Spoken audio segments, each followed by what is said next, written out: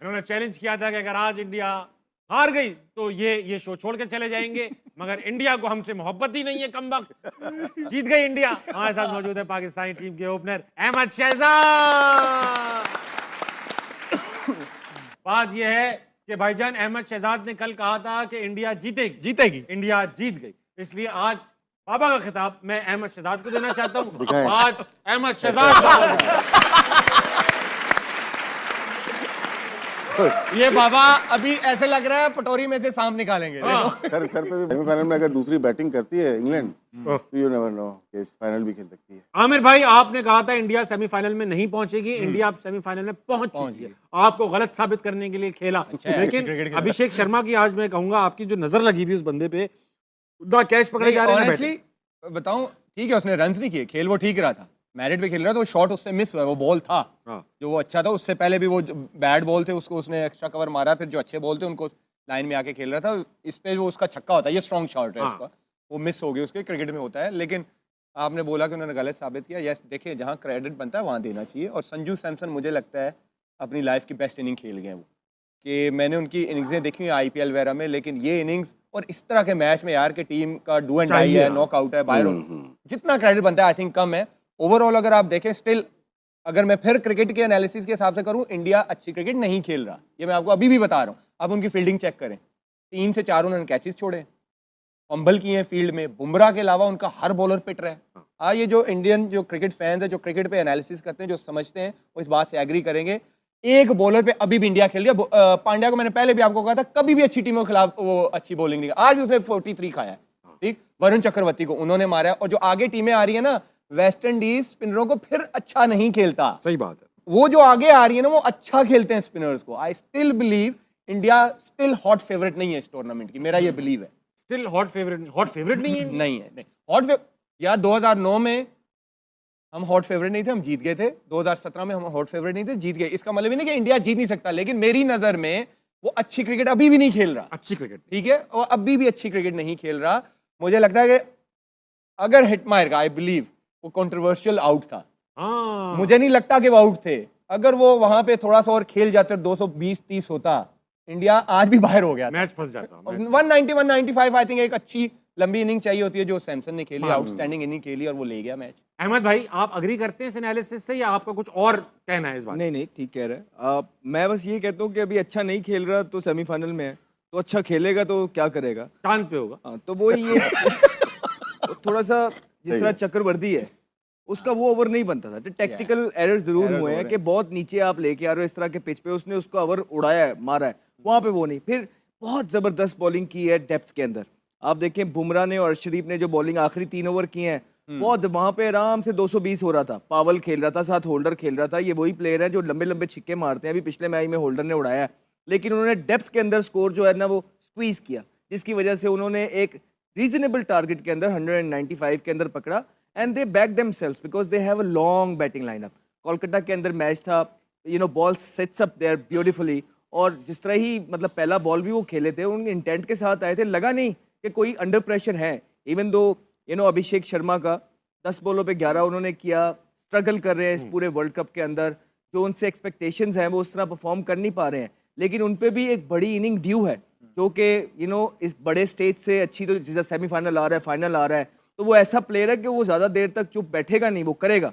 उसके बाद सूर्या की अगर आप देखेंगे, इन फील्ड भी बड़े काम कंपोज नजर आए। इवन दो जब दे वर फ्लाइंग एज वेल, एक टाइम था जब वो मार भी रहे थे। आप सूर्या की बॉडी लैंग्वेज देखें कि इस मैच के अंदर वो एक तो चिंगम भी कम चबा रहे थे, दूसरा बड़े कंपोज भी नजर आए कि उन्होंने ये कोई शो नहीं किया इस तरह का डिसेंट के, जो कप्तान फ्रस्ट्रेटेड नजर आता है।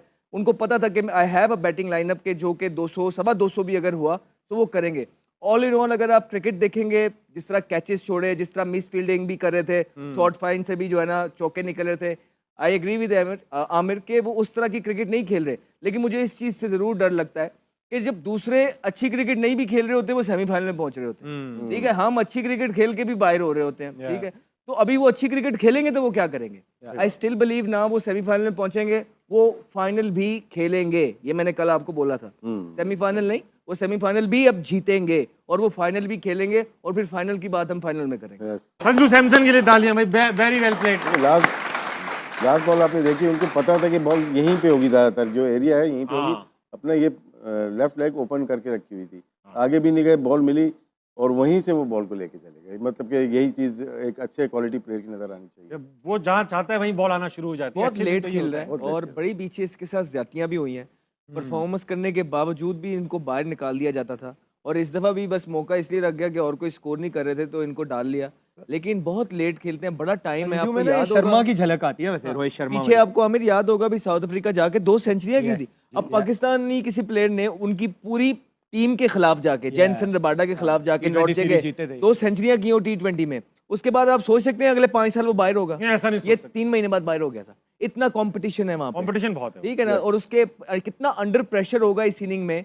और लेकिन इस अंडर प्रेशर उसने किस तरह अपनी नर्व को कंट्रोल किया। जिस तरह आमिर से बात हो रही थी कि ये बड़े मैच्योर प्लेयर है। पाकिस्तान के मैच से पता लगता है कि इतने अंडर प्रेशर वाले गेम के अंदर भी जिस तरह वन साइडेड ये जीतते हैं, इट शोज कि इनकी नर्व बहुत स्ट्रांग है। और इसी तरह इस प्लेयर ने आज शो किया, फिनोमिनल इनिंग। अच्छा आमिर भाई, ये जो बता रहे हैं संजू सैमसन का कि यार गेम अवेयरनेस थी, गीली हो गई बॉल तो उसने सीधा नहीं खेला, स्क्वायर खेलना शुरू कर दिया।